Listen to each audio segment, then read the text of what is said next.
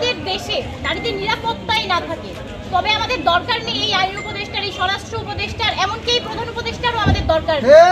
যদি আমাদের দেশে নারীরা স্বাধীনই না থাকে, আমরা যদি বেরোনোর আগে এই স্বাধীনতাটাই না পাই যে আমরা যে বেরোচ্ছি আমরা কি আদৌ ঠিকভাবে বাড়িতে ফিরতে পারবো না পারবো না, কেন আমাদের এখন সন্ধ্যায় বের হওয়ার আগে আমাদের মাদের এটা বলতে হয় যে মা বের হয়ে না, তোমাদের নিরাপত্তা কোথায়, তোমরা যে বেরোচ্ছ?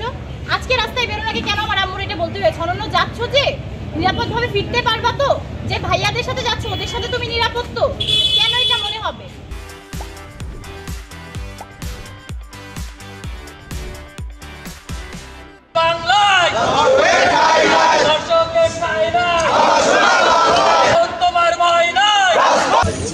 এইটা খুবই খারাপ একটা বিষয়। 8 বছরের একটা মেয়েকেও ছাড় দেওয়া হয়নি ধর্ষণের হাত থেকে। আমরা চাই এদের দৃষ্টান্ত ফাঁসি হোক। ধর্ষককে 21 দিনের মধ্যে ধর্ষকের বিচার কার্যক্রম শেষ করার দাবি জানাচ্ছি। 7 দিনের ভিতর তাদের তদন্ত কার্যক্রম শেষ করবে এবং 21 দিনের মধ্যে বিচার কাজ শেষ করে ধর্ষকের ফাঁসির দাবি জানিয়ে নিশ্চিত করতে হবে 24 ঘন্টার মধ্যে।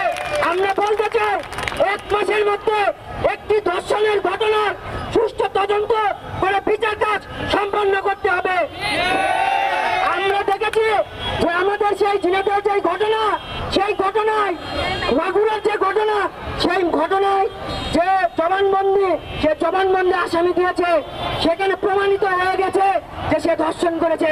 তাহলে তার বিচার কেন 180 দিনে করতে হবে? এই প্রশ্ন আমরা এখান থেকে রাখতে চাই।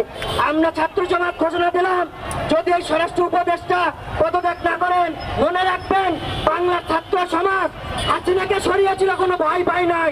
বুকের তাজা রক্ত ঢেলে দিয়ে আমরা এই দেশকে ফ্যাসিবাদ মুক্ত করেছি।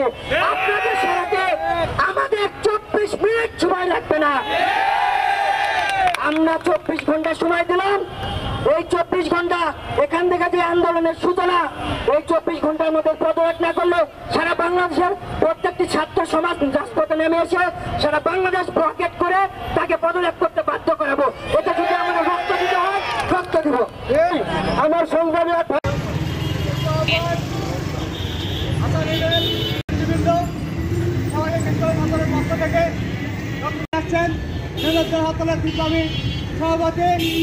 বিদ্যালয় কর্তৃক আয়োজিত সারা বাংলাদেশের গুপ্তভাবে সারা বাংলাদেশে ধর্ষণের মতো লিপ্ত হচ্ছে।